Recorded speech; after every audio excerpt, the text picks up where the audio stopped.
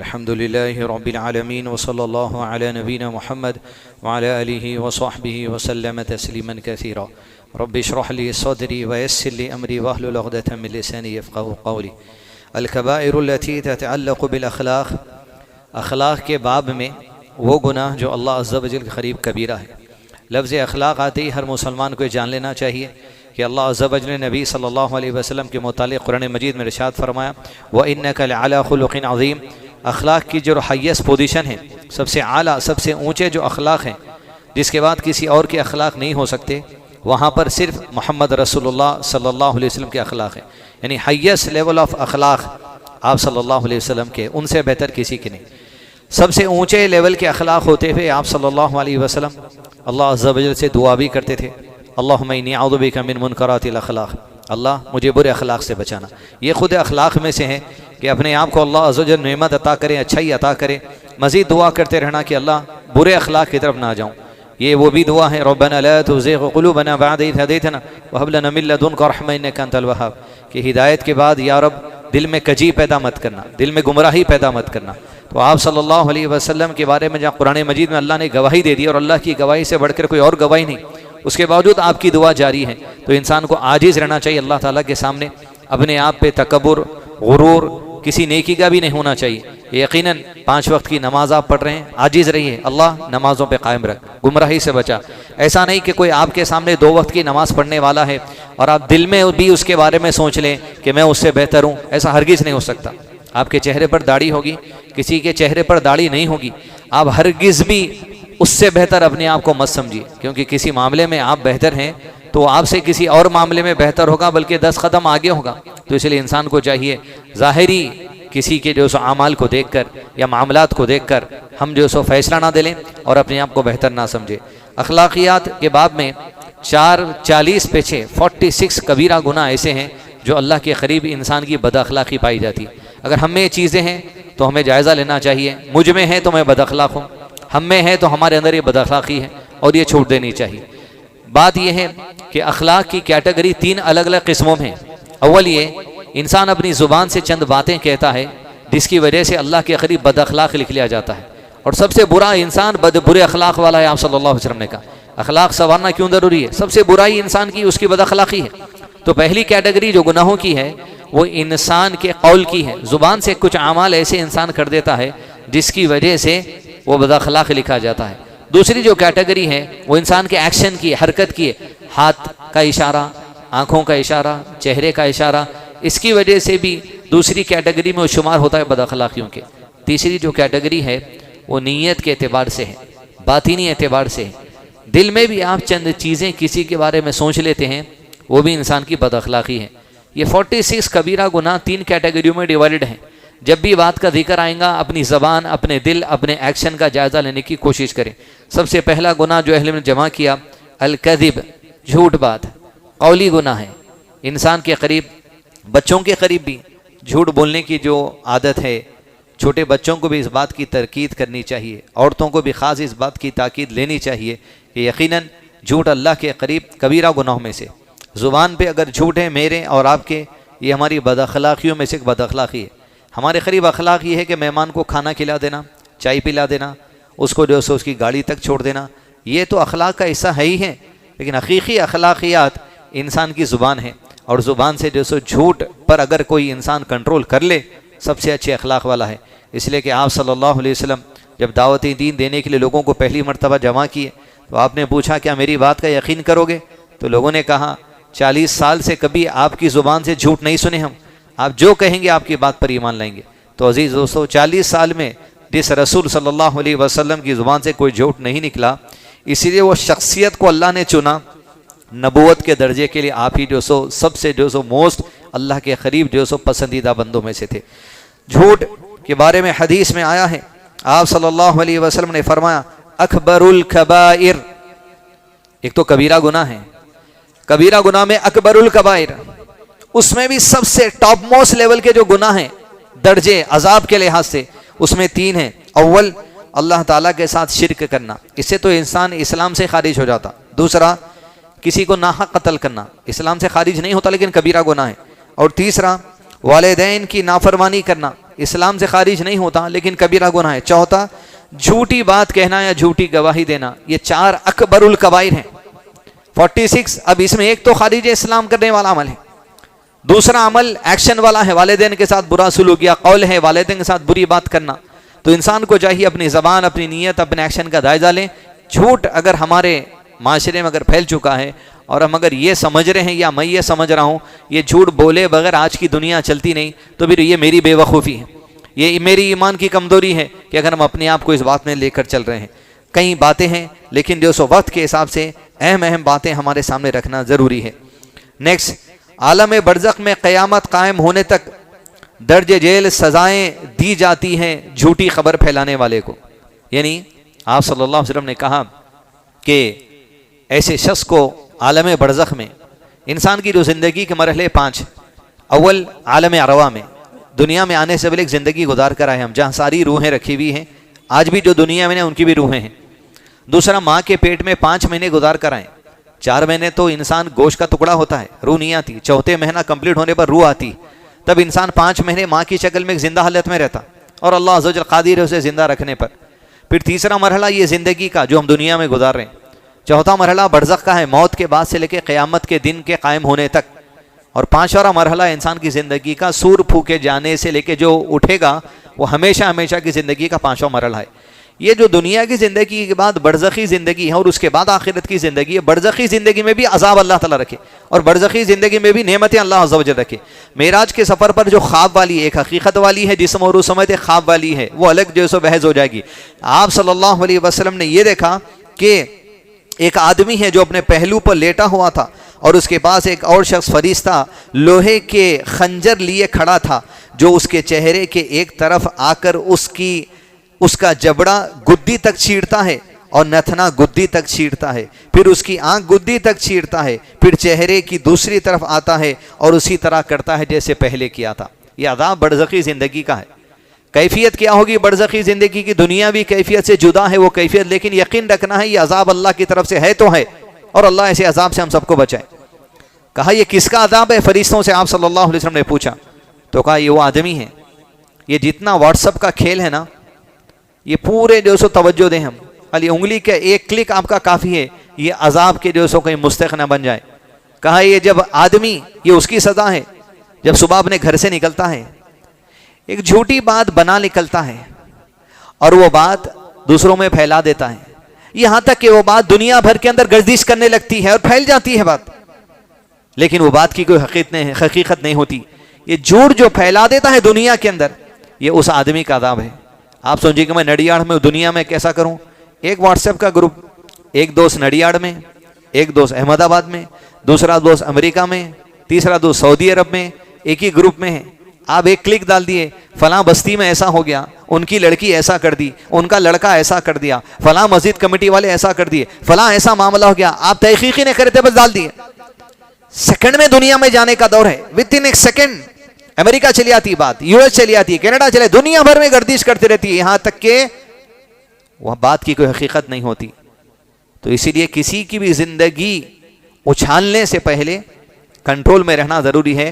ہمارا time pass کسی کی بے عزتی نہیں ہو سکتی, ہمارا ٹائم پاس کسی کی زندگی کی برائی نہیں ہو سکتی, ہمارا ٹائم پاس کسی کی زندگی کا مذاق اڑا نہیں ہو سکتا, ہمارا ٹائم پاس کسی کو اپنے سے حقیر سمجھنا نہیں ہو سکتا, کسی کی ہنسی مذاق اڑانا, کسی کو کمزور سمجھنا, کسی کی غلطی کو اٹھانا, یہ ہمارا ٹائم پاس نہیں ہو سکتا جب تک کہ آپ تحقیق میں نہ کر لیں. لہذا یہ دور جھوٹوں کا دور ہے.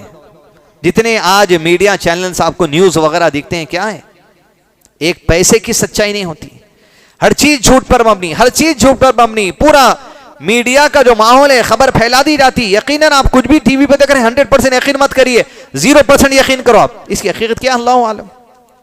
کچھ بھی جو منہ کو آئے جو چاہتے پھیلا دیا جاتا دنیا کے اندر تاکہ لوگ اعتبار کر لیں. ہم شعور والے لوگ ہیں, قرآن اور سنت دیے گئے لوگ ہیں, ہم بے وقوفوں کے طرح کوئی بات پہ یقین نہیں کر لیں گے. بس آ گئی خبر, اللہ عالم, اس کی حقیقت اللہ عز و جل بہتر جانے. پھیلانے والے بھی مت بنو, کیونکہ ہو رہا کہ یہ نیوز آ گئی, آپ نیوز بھی شیئر کر دے رہے ہیں, جھوٹی بات پھیلانے میں شمار ہو جاتا. لہذا جھوٹ کے عروج کا زمانہ ہے. میں اپنی زبان, آپ اپنی زبان کنٹرول کریں تو اللہ کے قریب انشاءاللہ اخلاق والے پائے جائیں گے. اب جھوٹ کے اوپر ہی تقریباً یہاں پر 10 الگ الگ نکات ہیں، ورنہ خالی آج کی مسجد جھوٹ پہ ہی جائے گی۔ دوسرا نکتہ، کبیرہ گناہ الیمین الکاذب، جھوٹی قسم کھانا، چھوٹی چھوٹی بات کے لیے قسم کھانا۔ پہلے تو اللہ عز و جل کے نام کے سوا کسی اور کی قسم کھائی نہیں جا سکتی۔ گاڈ پرامیس، مدر پرامیس، لفظ گاڈ آپ بولیں گے تو آپ کا گاڈ کون ہے؟ اللہ، تو واللہ اللہ ہی کی قسم کھائی جائے گی۔ اللہ کے نام کی قسم کھائی جا سکتی، الرحیم کی قسم، الرحمن کی قسم، اللہ کے صفات کی قسم کھائی جا سکتی۔ اللہ کی صفات کیا ہے؟ اللہ کلام کرتا ہے۔ قرآن کیا ہے؟ اللہ کا کلام ہے، کلام اللہ کی قسم۔ لیکن قرآن کے کاغذ کی، قرآن کے انک کی، قرآن کے اٹے کی، کارڈ بورڈ کی قسم نہیں کھا سکتے ہم۔ کلام اللہ کی قسم، اللہ کی ذات اور اس کی صفات کی قسم کھائی جا سکتی ہے۔ اس پر بھی جھوٹی قسم کھا لینا بچوں میں عادت ہو جاتی، چھوٹی چھوٹی بات کے لیے قسم کھا لینے کی۔ اس طریقے سے قسم ہر چھوٹی موٹی بات میں اپنے آپ کو سچا ثابت کر دینے یا جھوٹے طور پہ سچا ثابت کرنے بھی نہیں کھانا چاہیے۔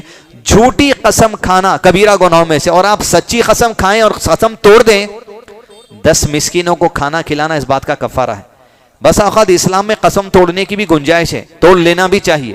آپ صلی اللہ علیہ وسلم نے کہا، میں اگر کبھی کسی کے کام کے کرنے کا ارادہ کر لوں اور اگر اس پر اللہ کی قسم کھا لوں اور مجھے پھر بعد میں جو میں فیصلہ لیا ہوں اس سے بہتر کوئی عمل دکھتا ہے کہ یہ کرنے میں اور بھلائی ہے، تو میں قسم توڑ دوں گا، قسم کا کفارہ ادا کروں گا اور وہ کام کروں گا جو اس سے بہتر ہے۔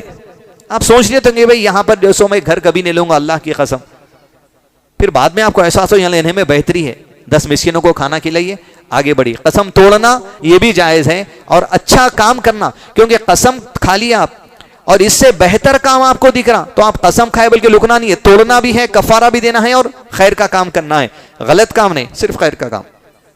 جھوٹی قسم کھانا کبیرہ گناہ ہے۔ تیسرا کبیرہ گناہ الغیبہ، اس سے تو شاید ہم میں سے کوئی بچے ہوا نہیں ہے الا من رحم اللہ، مگر جو نیک ہے یہاں بیٹھا ہوا، مگر جو اعلیٰ صفت والا ہے یہاں بیٹھا ہوا۔ غیبت کرنے والے کے لیے ہلاکت ہے۔ قرآن مجید کی آیت کے حوالے سے اللہ نے ارشاد فرمایا، اعوذ باللہ من الشیطان الرجیم، ویل لکل ہمزۃ لمزہ، ویل ہے جہنم کی ایک نچلی جگہ جس سے ساری جہنم پناہ مانگتی ہے، یہ بھی معنی کا ہے اہل علم نے۔ ویل افسوس ہے، لعنت ہے، تباہی ہے، کئی معنی اس میں کیے ہیں۔ ویل لکل ہمزۃ لمزہ، جو ہمزہ زبان سے لوگوں کی برائی کرتا ہے، لمزہ اشارے سے برائی کرتا ہے، خالی اب یوں کہہ دیں گے جا رہا، کم خط والا، چور، خالی اشارے میں آپ سمجھاتے تھے سامنے والے کو۔ لمزہ، اشارے میں کسی کی غیبت کرنا کبیرہ گناہوں میں سے۔ غیبت یہ کہ کسی میں کچھ عیب ہے، کچھ برائی ہے، اعمال کی، خد کم ہے، ہاتھ صحیح نہیں ہے، کسی بھی چیز کی اس کے اندر برائی ہے، اور آپ اس کا مذاق اڑاتے ہیں کسی کے سامنے اور کمزوری بتا کر لوگوں کے سامنے ہنستے ہیں، اور اگر وہ سامنے والا اگر وہ بات سنے گا اسے اس بات کے لیے تکلیف ہوگی تو یہی غیبت ہے، لیکن اس نے وہ کام کیا ہی نہیں، کوئی عمل ہے جو آپ پھیلا دیا اس کا، اگر کرا ہے واقع میں چوری کرا، گالی دیا، زنا کیا، شراب پیا، کچھ بھی کیا، وہ آپ لوگوں میں اس کو بے عزت کرنے آپ پھیلا رہے ہیں، اسی کو غیبت کہا گیا، لیکن اس میں وہ کام نہیں ہے تب تو وہ غیبت ہو گئی، تب تو وہ تہمت ہو گئی، اس کے اوپر الزام لگانے والی بات ہو گئی۔ الزام لگانا یہ بھی کبیرہ گناہوں میں سے، کوئی غلطی کیا اس کو 4 لوگوں میں پھیلانا یہ بھی جو سو کبیرہ گناہوں میں۔ آپ صلی اللہ علیہ وسلم کی سنت یہ نہیں تھی۔ ہمارے بعد معاشرے میں کیا ہے، کوئی ایک غلطی کسی کی مل گئی، انہیں مسجد کا امام بھی ہے تو اس کو پیچھے نکال دیتے ہیں، انہیں کوئی بڑا عالم بھی اگر ہے تو اس کو جو سو حقیر سمجھ کے پیچھے ڈال دینا، یہ مزاج ہماری کمیونٹی کا ہے۔ کل بنی آدم خطاؤن، آدم کی اولاد خطا کار ہے، ہر کسی کو اگر غلطی سے اگر یہ کیا جائے، یہ جو آپ پھیلا رہے ہیں یہ خود ایک غلطی ہے، اس کی وجہ سے آپ کو پیچھے ڈال دینا چاہیے۔ پہ شراب حرام ہو گئی، حرام ہوئی تو شراب پینا تو کبیرہ گناہوں میں سے، اور اصحاب محمد صلی اللہ علیہ وسلم میں سے ایک صحابی شراب حرام ہونے کے بعد، کیونکہ پہلے عادت تھی، حرام ہونے کے بعد ایک مرتبہ پھر شراب پی لیا، نبی صلی اللہ علیہ وسلم کو خبر دی گئی، آپ نے نصیحت کی، کچھ دن کے بعد پھر شراب پیے دوسری مرتبہ، پھر نصیحت کی، پھر کچھ دن کے بعد پھر تیسری مرتبہ شکایت آئی، پھر نصیحت کی، کچھ دن گزرے، چوتھی مرتبہ شراب پی کر آئے، آپ صلی اللہ علیہ وسلم کو شکایت آئی تو آپ صلی اللہ علیہ وسلم نے کہا اسے مارو۔ بعض نے جوتے سے مارا، بعض نے کپڑے سے مارا، مارنے کی حد تک بات اور ہے، لیکن جب زبان کھلی اسی گروپ میں مارنے والوں میں ایک نے یہ کہا کہ تو کیسا ہے، تو فلاں ہے، تو بڑا ہوا ہے، تو گنہگار ہے، تو ایسا ہے، تو ویسا ہے، تو شراب پینے کے باوجود یہ کرتا ہے، گنہگار ہے، ہم میں سے دور ہٹ جا۔ آپ صلی اللہ علیہ وسلم نے سن کے کہا واللہ واللہ میں گواہی دیتا ہوں اس بندے سے اللہ محبت کرتا ہے، خبردار اپنے بھائی کے معاملے میں شیطان کی مدد مت کرو۔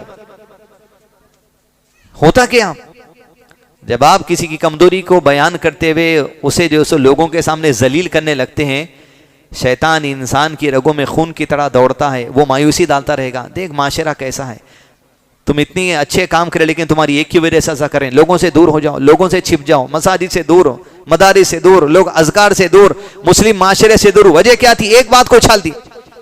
آپ صلی اللہ علیہ وسلم نے کہا شیطان کی مدد مت کرو بھائی کے معاملے میں۔ اگر آپ کسی کو مزید بے عزت کرنا چاہتے ہو اس کی گناہ کی وجہ سے، غلطی کی وجہ سے، آپ شیطان کی مدد کریں، شیطان اس کو دور لے کے جائیں گا اور دور لے کے جائیں گا دین سے۔ قریب کرنے کی ضرورت ہے، قریب۔ 4 مرتبہ شراب پی کر آنے کے باوجود آپ صلی اللہ علیہ وسلم نے کہا میں گواہی دے رہا ہوں اس سے اللہ محبت کرتا ہے، اس کے کئی اور اعمال ہوں گے جو اس سے بہتر ہے۔ پھر بعد میں انہوں نے الحمدللہ شراب چھوڑ دی۔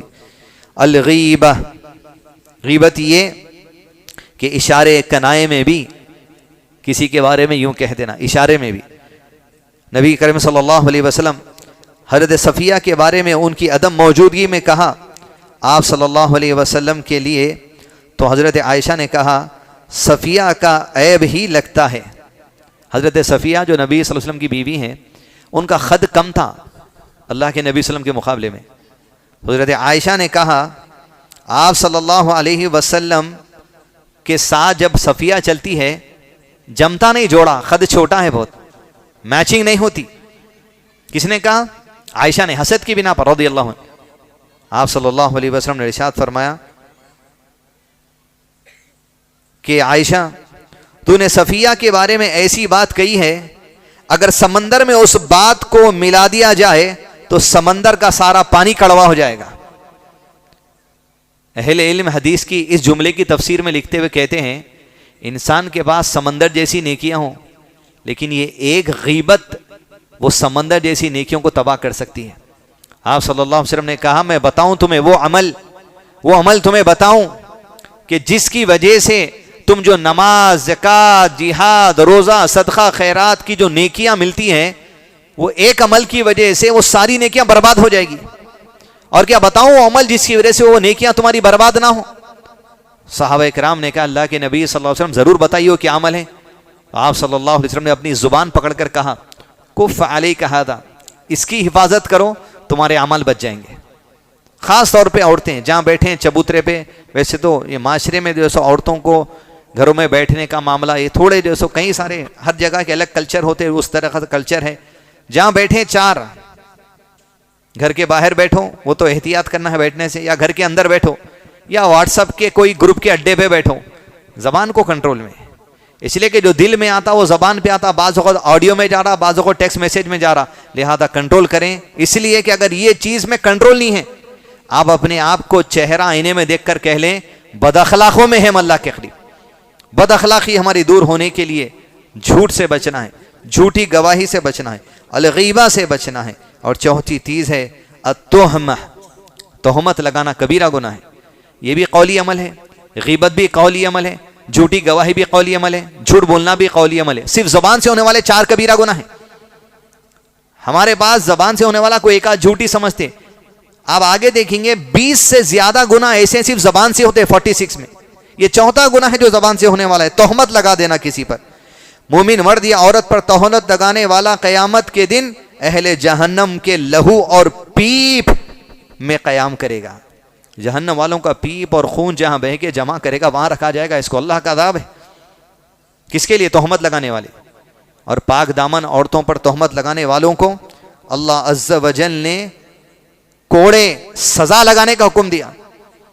حضرت عائشہ پر تہمت لگی تو صحابہ میں سے بعد لوگ جو سو تہمت لگانے میں آ گئے تھے، 80 کوڑے لگائے گئے ان کو۔ اللہ کی طرف سے سزا دینے میں کہا ذرا سا بھی پیچھے ہٹنا نہیں چاہیے، تم اللہ اور یوم آخرت پر ایمان رکھنے والے تو آگے بڑھو۔